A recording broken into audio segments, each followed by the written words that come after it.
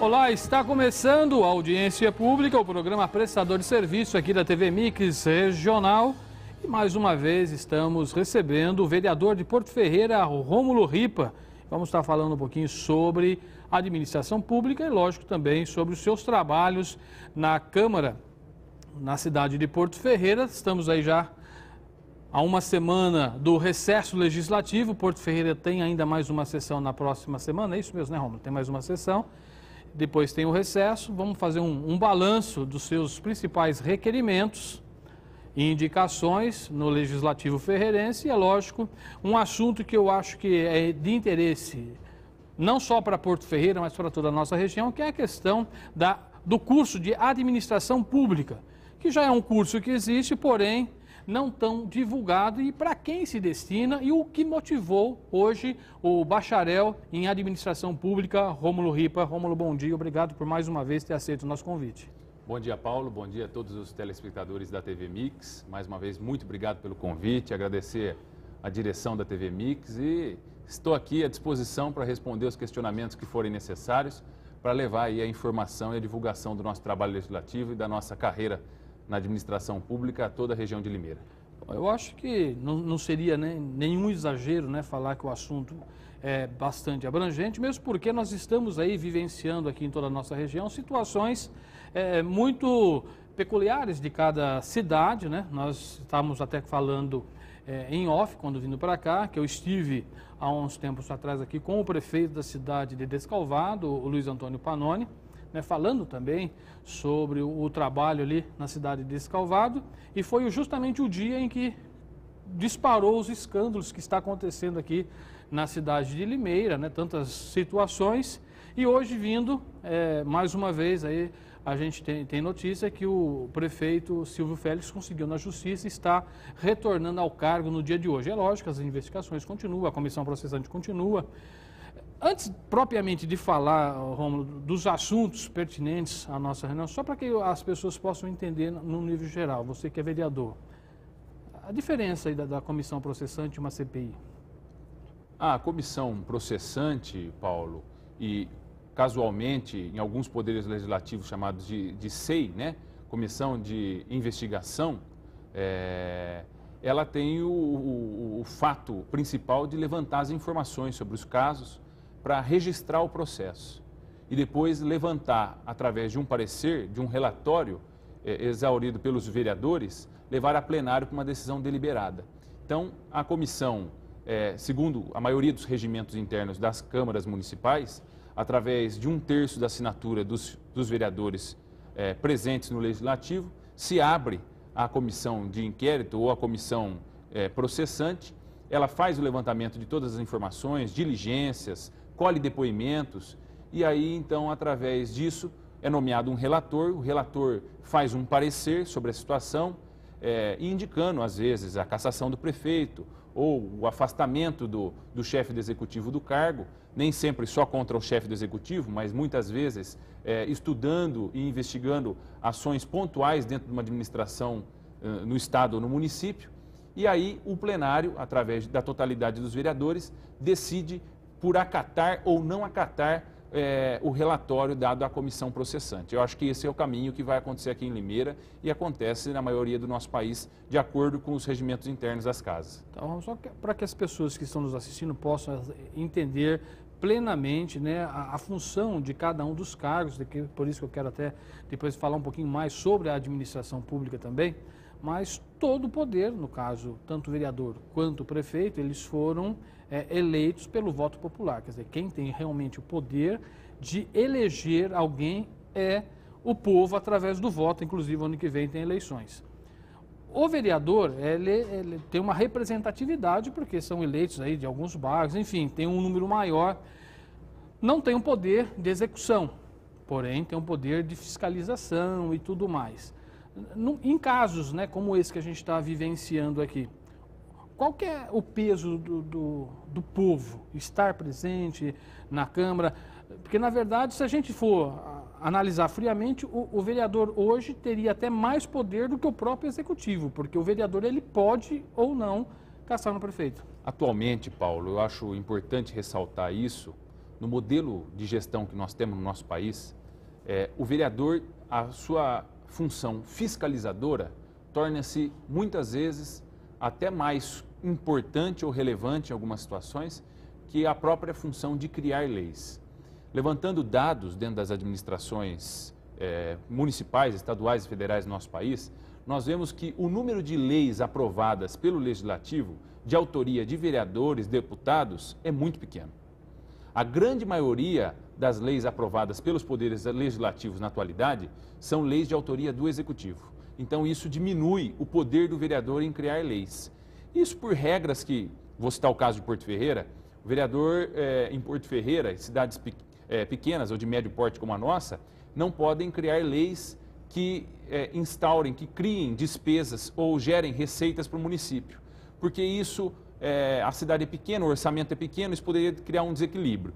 Então, em casos como esses, o poder do vereador de fiscalizar torna-se ainda maior. Nós sabemos que as prefeituras, os municípios sofrem fiscalizações anuais do Tribunal de Contas do Estado. Mas o vereador vive o cotidiano da administração. Então, através da cobrança do cidadão, vou chegar já no ponto onde você me questionou sobre a importância do cidadão nesse processo, através da cobrança do cidadão ao vereador, que acompanha uma obra da prefeitura, que sabe da ausência de um funcionário público no serviço, essa fiscalização cotidiana, próxima, se torna efetiva. Então, essa é a importância. No caso de Limeira em específico, e no caso de diversos municípios que passam por situações, agora nós tivemos há pouco tempo Campinas, né? A presença da população no plenário dá segurança para o vereador poder trabalhar. Segurança para aquele que tem que definir o seu voto contrário ao parecer e segurança àquele que tem que definir seu voto favorável ao parecer da comissão processante. Podem haver os votos favoráveis e contrários. Por quê? De uma forma geral, dentro da nossa sociedade, nós vamos encontrar pessoas que vão querer defender o prefeito e aqueles que vão, no caso aqui de Limeira, e aqueles que vão querer melhor apuração, afastamento, ou talvez até mesmo a renúncia do prefeito, o prefeito, no caso de Limeira, deixar o cargo. Então, a população, em sua quantidade dentro do Poder Legislativo, vai ser o termômetro disso. Se os vereadores sentirem, talvez, que dentro da Câmara, no dia de uma votação como essa, ou nas ruas, uma cobrança seja efetiva pelo afastamento do chefe do Executivo, torna-se proporcional que a maioria dos vereadores vão querer essa postura também, entendeu? Então, o cidadão próximo ao Legislativo, e não só situações como essas, que infelizmente nós sabemos que o cidadão tem que sim cobrar ações contra a corrupção, mas melhor seríamos se iniciássemos o bate-papo falando só de grandes conquistas, de coisas positivas, mas não é o caso. Nós temos que cobrar o combate à corrupção, tem que ter políticas públicas nesse sentido que possam contribuir, que cada vez mais nós temos índices menores de corrupção dentro da administração pública, principalmente no nosso caso a municipal, mas havendo fatos que desagreguem credibilidade ao chefe do Executivo, a investigação tem que ser efetiva, a participação popular tem que ser permanente durante todo esse processo e eu tenho certeza que os vereadores de Limeira vão ser responsáveis o suficiente para poder decidir sobre esse caso. Bom, já que estamos falando aí de ações, seria melhor falar de coisas boas do que de corrupção. Inclusive, no finalzinho, eu até quero que já fique registrado aqui para que a gente não se perca, né? Porque o tempo parece que é muito, mas meia hora passa rapidamente. É sobre, no caso mesmo da corrupção, se houver uma administração eficiente, eu acredito que a questão da corrupção já fica mais evidente, as coisas acontecem, logicamente a possibilidade de corrupção fica menor. Mas vamos, como o programa tem um cunho de prestação de serviço, e numa visita sua aqui nos estúdios, né, aqui na Central de Produções, você comentava sobre o seu trabalho, sobre você, enfim. E dentro da conversa ficou uma questão que eu acho que é importante para a população, que é em relação a casas populares, que em Porto Ferreira ainda existe uma demanda muito grande em relação a casas. Você tinha dito naquela ocasião que através do Silvio Torres você teria conseguido uma quantidade maior de casas para Porto Ferreira, mas como é que está isso? Andou ou não andou? Vai sair ou não vai sair essas casas? Questão polêmica, questão que os cidadãos de Porto Ferreira têm me parado cotidianamente nas ruas, questionado. O secretário de Estado da Habitação, deputado federal licenciado Silvio Torres, através de uma audiência que eu marquei na Secretaria de Habitação, se posicionou favorável a Porto Ferreira receber maiores investimentos no setor de habitação por parte do governo paulista. Acontece que, para isso, a parceria era o município disponibilizar a área para a construção dessas casas. E, segundo informações dos secretários do município e do prefeito municipal, a Porto Ferreira não tem área para construção de casas populares. Essa é a resposta do chefe do executivo. Que Porto Ferreira tem áreas sim, que são privadas, não públicas, e que não existe planejamento para a construção de casas populares. Então, é uma tristeza, né, Paulo? Porque nós, através do nosso trabalho parlamentar, vamos em busca de recursos... É a mesma coisa que dar o doce na mão da criança e tirar. E tirar, no caso do cidadão, né? Sim. Porque qual pai de família não sonha com a tranquilidade de ter a casa própria? Qual mãe não gostaria de ter o seu orçamento mais enxuto para poder sobrar mais dinheiro para levar comida para a mesa do cidadão, levar lazer? Nós sabemos que o salário mínimo brasileiro, infelizmente, não atende todas as necessidades que a nossa população necessitava ter, mas fica aí a expectativa, e hoje estou indo a São Paulo ainda, aproveitando a vinda até Limeira, estou indo a São Paulo, a uma audiência na Secretaria de Estado do Esporte, viabilizando alguns recursos para Porto Ferreira, e vou estar entrando em contato com os técnicos da CDHU, da Secretaria de Estado da Habitação, tentando viabilizar uma outra maneira para que essa conquista das casas populares torne-se realidade em Porto Ferreira. Eu acho que é importante, aí que vem, como nós tínhamos falado, a cobrança realmente da população, né? Bom, o vereador conseguiu, sei lá, cobrar também o executivo em momentos que ele atende a população, exigir para que se tome algumas medidas para que isso possa acontecer. Um outro assunto, acho que interessante, Romulo, que também é uma autoria sua, em relação às pessoas portadoras de necessidades especiais. Parece que agora é lei em Porto Ferreira, essas pessoas também terão benefícios em meia entrada, é isso mesmo ou não? A Câmara Municipal aprovou na última semana um projeto de lei de minha autoria, onde, a partir da promulgação da lei por parte do prefeito municipal também, aí depende só da sanção do projeto por parte dele, os portadores de necessidades especiais e os deficientes de Porto Ferreira terão direito à meia entrada. Meia entrada que vem no intuito de facilitar a acessibilidade das pessoas que têm essas condições, cidadãos como nós, com direitos iguais ao de todos nós, só que vai facilitar a participação. Casa de shows, peças teatrais, eventos culturais, eventos sociais, eventos esportivos, estádios de futebol. Então, a partir da promulgação da lei, que foi aprovada na última semana, o prefeito tem 15 dias úteis para sancionar e promulgar, o deficiente físico e o deficiente ferreirense e o portador de necessidades especiais vai ter direito ao pagamento da meia entrada. Bom, só para que a gente possa falar desse assunto que eu acho que é muito importante em relação à gestão, né, nós queremos aí estar falando também sobre a administração pública, né, vamos fazer um comparativo com também a administração privada, mas estamos chegando no final do ano e é comum, né? Retrospectivas, enfim, todo um aparato para fazer um balanço de como foi o ano. Eu perguntei a semana passada para um vereador, o vereador Léo da cidade de Pirassununga, que ele estava no seu primeiro mandato, o mesmo caso seu, né? Foi um dos vereadores mais novos eleitos aqui, acho que do estado de São Paulo, em termos de idade mesmo, foi eleito aí com 19 anos, assumiu uma cadeira no Legislativo. Quando você se propôs a ser vereador, é lógico que você tinha algumas expectativas em ser, em atuar, em agir, requerimentos, indicações. Atender às suas expectativas como vereador foi frustrante, não foi? Foi realmente... Não, realmente era aquilo que eu sonhava. Hoje eu estou, né, no cargo aí de vereador. Como é que foi isso? Um balanço desses 3 anos, né? Vamos aí para o 4º ano. Atendeu às suas expectativas quando você assumiu, né? Não, eu vou ser vereador para trazer benefício para a minha cidade. Atendeu às suas expectativas ou não? Eu acho que no sentido de colaborar com a melhoria da qualidade de vida em Porto Ferreira, com as conquistas que o governo municipal tem tido nos últimos anos, nesses últimos 3 anos, ao qual eu estou no Legislativo, e também no sentido de fiscalizar e cobrança, uma vez que eu sempre me posicionei como oposição, uma oposição propositiva. Sempre votei favorável aos projetos que eram bons para a cidade e sempre votei contrário aos projetos que eu achava que não seriam tão positivos para Porto Ferreira. eu acho que eu cumpri minha missão. Eu me sinto satisfeito. É lógico que ainda é pouco, perto do muito que a gente deseja para a nossa cidade. A gente gostaria de trazer outras conquistas, a gente gostaria de poder contribuir diretamente com ações pontuais em áreas como habitação, desenvolvimento sustentável, até mesmo o combate à corrupção, saúde, educação, áreas que são mais próximas do cidadão e, no meu caso, a questão da administração pública, em tornar a gestão municipal uma gestão mais eficiente, ainda tem muito mais. É um trabalho que deve ser continuado. Mas nós temos mais um ano dentro do Legislativo, temos um início de carreira política, no caso, vou dizer assim. Eu acho que, mais do que atender às minhas expectativas, eu espero ter atendido às expectativas do povo de Porto Ferreira.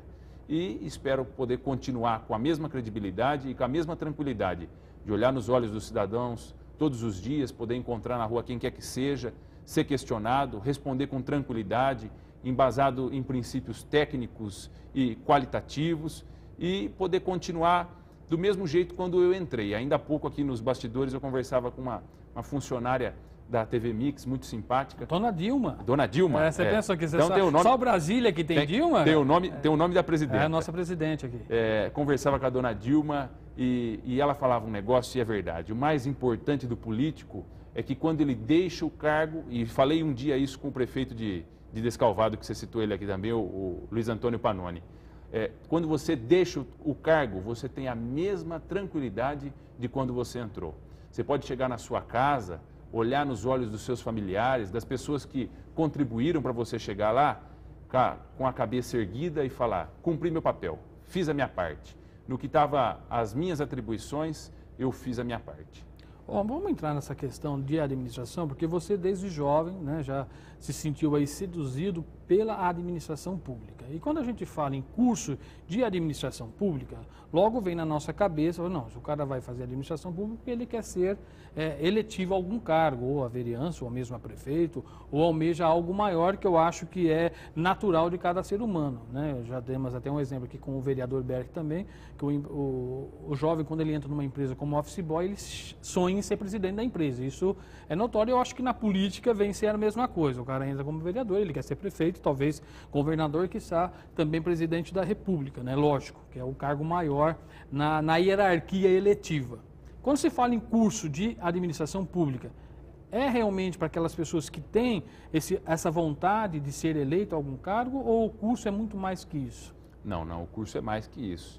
A carreira de administrador público, através dos cursos que são oferecidos, no caso, Administração Pública pela Universidade Estadual Paulista, Júlio de Mesquita Filho, a Unesp, pela FGV, que é a mais reconhecida entre as particulares, na carreira de Administração Pública, a Fundação João Pinheiro, em Minas Gerais, e agora também a USP, há pouco tempo, 5, 6 anos, o curso de Gestão de Políticas Públicas, ele é voltado ao profissional, Paulo, que deseja implementar dentro do serviço público, em qualquer esfera, na municipal, na estadual, na federal, nas agências reguladoras, em qualquer repartição que trate sobre o serviço público, as ações administrativas, teóricas e econômicas que são implementadas nas empresas. É o mesmo perfil, mas com um fim diferente.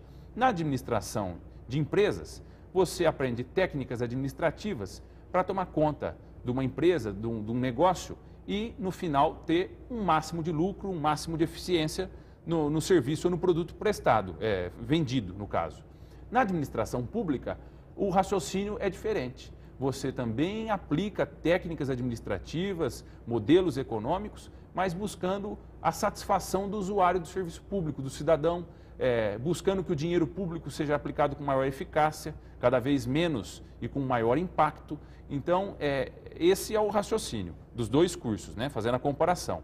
Mas no caso do formando ou do graduado em administração pública, bacharel, como você chamou, ele pode trabalhar em empresas públicas, ele pode trabalhar em empresas privadas. No setor público, nas secretarias, nos governos municipais, federais, estaduais, gerenciando a administração e as políticas públicas. No setor privado, em empresas que tenham interesse na área pública. Empresas concessionárias, empresas que tenham contratos com o serviço público, com os governos, trabalhando aí nesse elo de ligação entre o setor público e o privado. Romulo, para que a gente possa entender aí, quando nós falávamos logo no início sobre administração eficiente, né? Hoje é notório, a gente acompanha por todos os órgãos de imprensa e também pelas escolas, Senai, Senac, cursos técnicos, FATEC, enfim, todos os cursos que hoje se faz muita necessidade que a pessoa, ao procurar um emprego, seja qualificada. Para qualquer situação, ele tem que ter uma qualificação, né? É um primor. Dentro da administração pública, como o próprio curso que você está falando de administração pública, você acredita também que seria o caminho? Porque hoje o que acontece? Em muitas prefeituras, além das pessoas concursadas, que fazem os seus concursos, existe aí uma gama muito grande que a gente chama de cargos de confiança, que é um cargo político. O prefeito, né, nomeia quem ele quer, né, ou de repente pelos olhos, pelo cabelo, ou por um segmento doutrinário de uma mesma situação. No caso, na prefeitura, no seu ponto de vista, esses cargos seriam mais eficientes se fossem ocupados por pessoas técnicas? Por pessoas capacitadas, principalmente, né?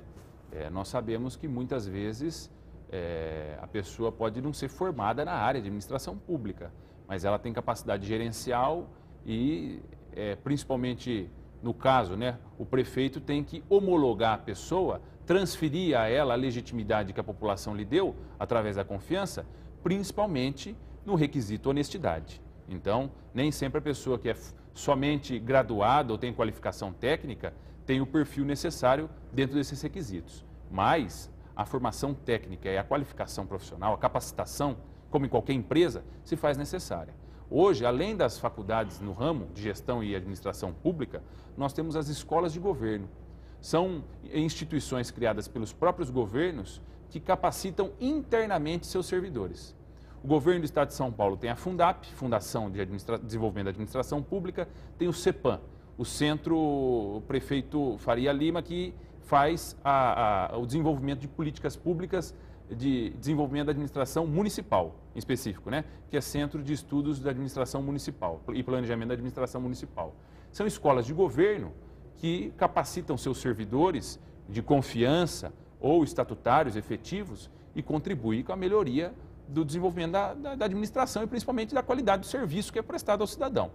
Eu acho que os prefeitos, governadores, quem quer que seja o gestor público que tem que nomear alguém de confiança, deve gerir esses cargos através do requisito básico de competência.